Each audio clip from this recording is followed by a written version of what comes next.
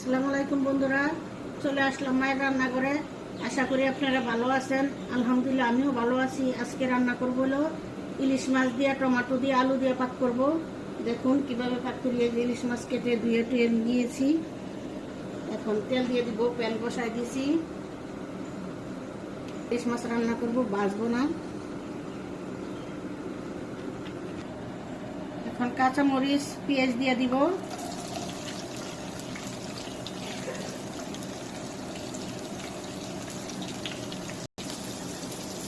লবণ দিয়ে দিলাম, দিলে পেঁয়াজটা নরম হয়ে যায়। এখন একটু ভেজে নিব।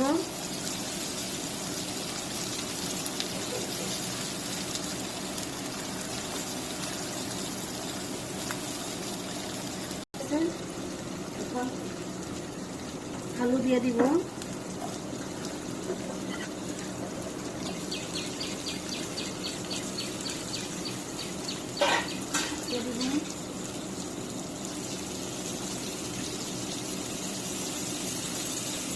মতো আদা রসুন বাটা দিয়ে দিলাম। হলুদের পাখি দিয়ে দিব আধা চামচ। ধনিয়া পাখি দিলাম আধা চামচ। মরিচের পাখি দিয়ে দিব 1 চামচ থেকে একটু বেশি।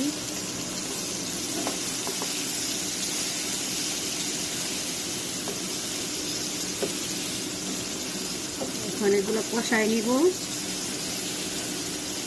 আলু টমেটো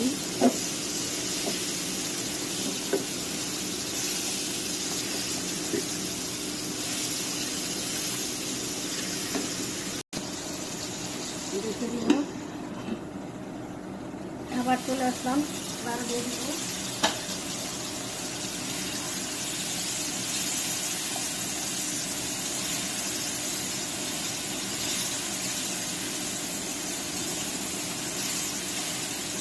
এটাতে পানি দিই নাই, টমেটোর পানি কষামু।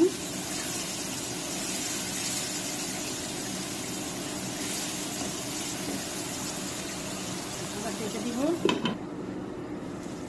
এখন মাছ দিয়ে দিব।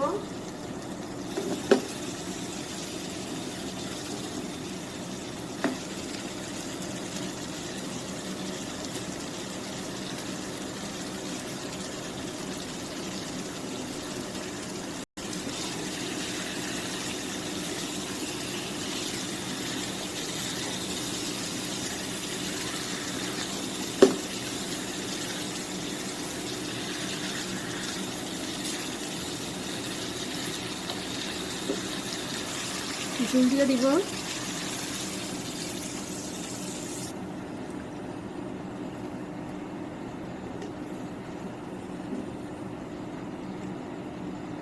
আর একটু দিব, রেখে দিব। কিছুক্ষণ পরে চলে আসলাম, পোলারা দিয়ে দিব।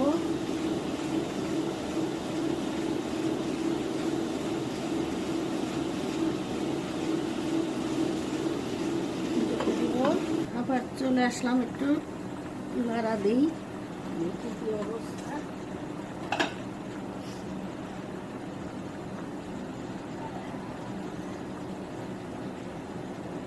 হয়নি এখনো, হবে আরো।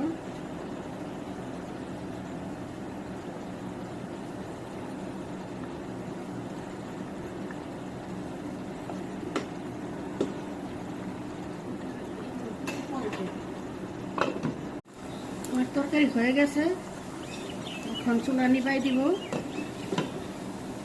বন্ধুরা, আমাদের ইলিশ মাছের তরকারি রান্না শেষ।